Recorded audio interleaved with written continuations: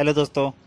आपने नागराज के दुश्मन के पहले भाग में पढ़ा कि नागराज एक बैंक में डकैती करता है, स्विस बैंक में, और वहाँ वह काफ़ी सारे सुरक्षा गार्डों की मार भी देता है। तो नागराज को रॉबर्स घोषित कर दिया जाता है और उस पर इनाम रख दिया जाता है। तभी एक जगह पे दिखाया जाता है, एक बोइंग मैन उड़ता है और उसके नीचे नागराज लटका हुआ दिखाई देता है। आप उसके आगे दोस्तों, मैंने ये कहानी का थोड़ा सा सारांश बताया। अगर ये आप कॉमिक का पूरा आनंद लेना चाहते हैं तो कृपया इसका पहला भाग जरूर पढ़ें, नागराज का दुश्मन। कंट्रोल रूम को खबर करो, क्विक, प्लेन खतरे में है। पलक झपकते ही सूचना कंट्रोल रूम में पहुंच गई। क्या? लेकिन लेकिन को छोड़ो, विमान को, पायलट को सूचित करो जल्दी। उधर विमान के साथ सरपस्ती पर लटका नागराज। सब वैसा आया था नागराज का। मेरा दूसरा निशाना, यह बोइंग विमान। विमान में बैठे यात्री अपनी अपनी सेफ्टी बेल्ट अभी खोल पाए थे कि एक लड़की चीख पड़ी, स्नेक! न केवल वह लड़की बल्कि कई यात्रियों के मुंह से दहशतनाक चीखें उबल पड़ी, सांप सांप, आ सांप! एयर होस्टेस क्रिस उस वक्त भय से कांप कर जड़ हो गई। बचाओ, सांपों की सेना है ये तो! हर चेहरा भय व आतंक से जड़ पड़ गया था। इस प्लेन में अब लाशें ही बाहर उतारी जाएंगी, कोई नहीं बचेगा। सांपों की सेना ने उन्हें घेर लिया था और घिरे हुए यात्रियों के चेहरों पर कांप रही थीं मौत की परछाइयां। उधर कंट्रोल रूम में मैसेज पायलट कक्ष से प्रसारित कर दिया गया था, जिसे सुनते ही पायलट कक्ष में उत्तेजना फैल गई थी। कोई साया विमान से लटका हुआ देखा गया है, प्लेन तुरंत उतारने का ऑर्डर है। असंभव, भला ऐसा दुस्साहस कौन कर सकता है? और अपने जीवन का सबसे हैरत अंगेज कारनामा वे अब देख रहे थे।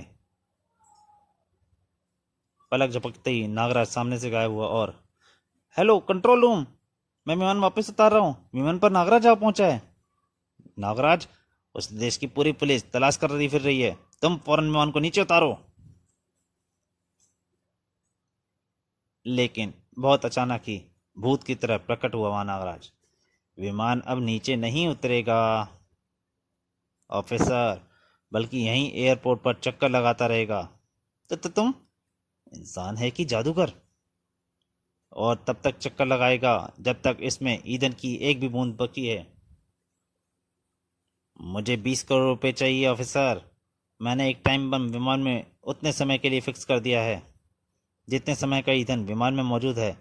अगर ज़्यादा रुपए मिलने में अधिक समय लगा तो यह बम ब्लास्ट हो जाएगा। रुपया एक हेलीकॉप्टर में भेजा जाए। मैं यह रुपया हेलीकॉप्टर के में स्वयं ले लूँगा। सोचने का समय नहीं है ऑफिसर्स, 250 जिंदगियां मेरे कब्जे में हैं। ओवर। हाँ तो मिस्टर पायलट, अगर आप मेरे नाम से परिचित हैं तो जैसा मैंने अभी कहा है करते रहो। नागराज, जिसके शरीर में सैकड़ों सर्पों का वास है, जिसकी सांसों में मौत को भी कपा देने वाला जहर बसा है। हूँ। मैं जरा यात्री कक्ष का चक्कर लगा लूं। साउंड प्रूफ कैबिन का दरवाजा खुलते ही कैबिन का शोर सुनकर नागराज बोल पड़ा। नागराज ने देखा, आई बचाओ सांप! हेलो फ्रेंड्स, मुझे नागराज कहते हैं। आह नागराज, अब इस मुसीबत से छुटकारा मिल जाएगा। नागराज, आतंकवाद का दुश्मन। नागराज प्लीज, हमें इस मुसीबत से छुटकारा दिलाओ। हाँ नागराज, जाने ही सांप कहाँ से विमान में आ गए हैं। ओहो, लगता है तुम दोनों को सांपों से बहुत डर लगता है। ठीक है, ये लो। और नागराज के आदेश पर उन दोनों सांपों ने उन दोनों को डस लिया। हे भगवान, ये तो हत्यारा नागराज है। और किसी को चाहिए छुटकारा? सब मानो बुत में बदल गए। नागराज एक नवविवाहित युवती के निकट पहुंचा। तुम्हारा यह हीरो का जड़ाऊ हार बहुत अच्छा है, यह मुझे दे दो। उसका पति चिल्लाया, नहीं। प्लास्टिक धागों से पिरे हुए इस हार को नागराज ने एक झटका दिया। परिणाम स्वरूप युवती की गर्दन काट कर धड़ से अलग हो गई। तूने मेरी बीवी को मार डाला नागराज, तारे मैं तुझे जिंदा नहीं छोड़ूंगा। ओ, नागराज ने सम्मोहन छोड़ा। मेरा सिर घूम रहा है, मुझे क्या हुआ? तुम मेरा आदेश मानोगे? जाओ, विमान का दरवाजा खोलकर कूद जाओ। युग ने दरवाजा खोला और कूद गया। तुम मेरे लिए दूध लेकर आओ पायलट, कक्ष में पहुंचो मिस क्रिस, समझी? हाँ हाँ हाँ। नागराज वापस पायलट कक्ष में पहुंचा। रुपयों की कोई सूचना आई? नहीं, अभी नहीं।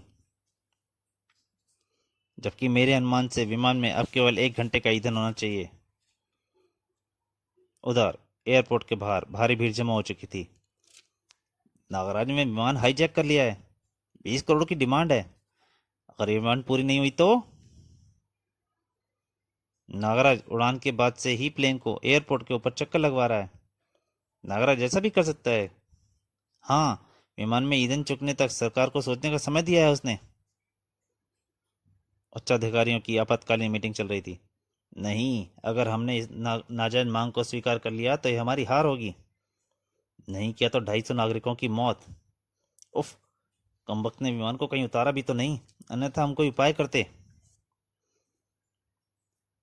उसने रुपया भी हेलीकॉप्टर से मंगवाया है, बहुत चालाक है। तभी कंट्रोल रूम में सूचना प्रसारित हुई। विमान में अब केवल आधे घंटे का ईंधन बचा है।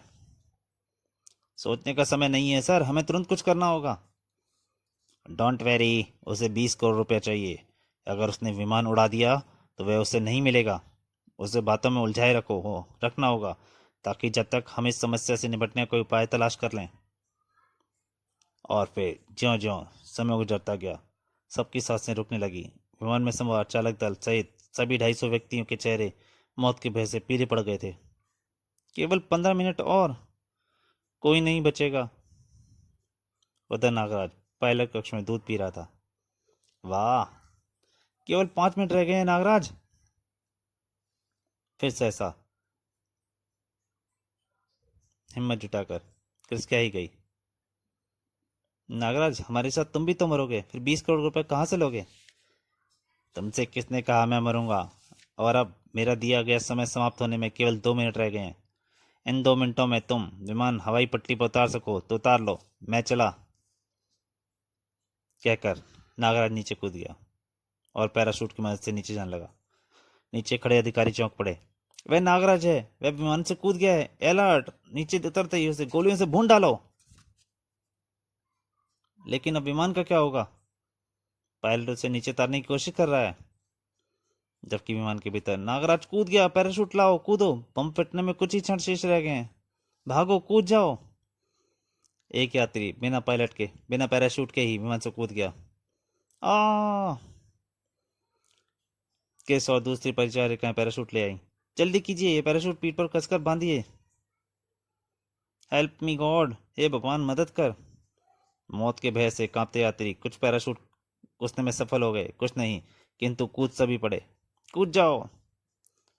God help, help God. उसी क्षण एक गगनभेदी धमाके के साथ विमान आग के गोले में परिणत हो गया। भड़ूम!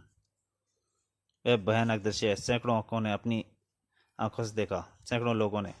हे भगवान, विमान में सवार सभी यात्री मारे गए। नागराज, कमीने, हत्यारे! करोड़ों आंखें भीग गईं जो अपने अपने टीवी सेटों पर अचानक निगाहें गड़ाए, अपलक निगाहें गड़ाए यह खौफनाक दृश्य देख रही थी। नागराज, ये तूने क्या किया? नहीं, मेरा बेटा इतनी भयानक मौत नहीं मर सकता। नागराज, काश मुझे तुम्हारी मौत मेरे हाथों हो। इधर नागराज के पांव हवाई पट्टी से दूर जमीन पर आकर टकराए थे कि ओह, यह इंतजाम तो होना ही था। उसी क्षण 2 कैप्सूल बम नागराज की 2 दिशाओं में आकर गिरे। नागराज ने 2 दिशाओं में फेंके। भड़ाम! सब तरफ गहरा काला धुआं छा गया। इधर धुआं छटा, उधर नागराज गायब। नागराज कहाँ गया?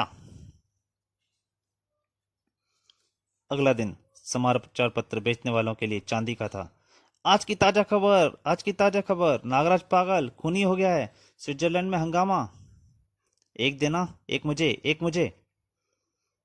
भारत, स्थान गोवा, बच्चों का एक क्लब, इंटरनेशनल चाइल्ड केयर। देश के कोने कोने में आज इस क्लब में बाल सदस्यों को आमंत्रित किया गया था। जल्दी करो, समय हो गया है। और फिर सभी काम रोक दिए गए। सभी सदस्यों से अनुरोध है कि वो नागराज के पुतले से 10-10 फीट दूर जाकर खड़े हो जाएं। बाल सदस्यों की भीड़ नागराज के पुतले के इर्द गिर्द जमा हुई और हमारा नागराज, हमारा सुपर हीरो नागराज, जो आतंकवाद का सिर कुचलते कुचलते स्वयं आतंकवाद बन गया। आज हम विश्व ज्योति के नाम पर नागराज को बुराई का प्रतीक मानते हुए उसका पुतला जलाएंगे। यह सुनते ही बच्चे सो मचाने लगे। नागराज को मार दो, नागराज को जला दो, नागराज को फांसी दो। नेता बालक ने आगे बढ़कर नागराज के बुत को अग्नि दिखा दी। बुराई को जड़ से समाप्त कर दो। परंतु उसी पल धप, नागराज, नागराज आ गया, भागो, नागराज आ गया। सब बच्चों में भगदड़ मच गई। नागराज की दोधारी तलवार घूम गई। आई, भागो भागो। नागराज पूरे तरीके से बच्चों पे टूट पड़ा था। मेरा हा हा हा, मेरा पुतला जलाने का शौक था, अब तुम सब भी जलोगे। नागराज की शर्त शक्तियां, सांप, ई सांप। बच्चों में अफरा तफरी मच गई। अरे मगर ये क्या? अज्ञात दिशा से नागराज की ओर झपट पड़ी। ये सब शक्तियां किसकी हैं? पलक झपकते ही नागराज की तरह उसके हाथों से निकल चुकी थी। ओह, जिस घड़ी का इंतजार था वह आ गई है। ओह तुम, मुझे तुम्हारा ही इंतजार था और मुझे तेरी तलाश थी हत्यारे। मौत तुझे खत्म करने की कसम खाई है नागराज, मरने के लिए तैयार हो जा। एकाएकी क्या हो गया? दूसरा नागराज कहाँ से पैदा हो गया? असली कौन है? नागराज का दुश्मन कौन है? इन सब सदत्ते प्रश्नों का उत्तर जानने के लिए, लेकिन अगर ये नागराज असली है तो तब तक कहाँ था जब वो दूसरा नागराज इतना जुल्म कर रहा था, बैंक लूट रहा था? ये सब चीजें जानने के लिए आपको पढ़ना पड़ेगा नागरा का अगला ज्वालामुखी कॉमिक्स, इच्छाधारी नागराज। तो दोस्तों, ये कॉमिक यहीं तक। अगर आपको अच्छी लगे तो प्लीज़ मेरी आपसे एक ही प्रार्थना है, इस कॉमिक को शेयर जरूर कीजिए ताकि ये ज़्यादा से ज़्यादा लोगों तक पहुंच सके। धन्यवाद।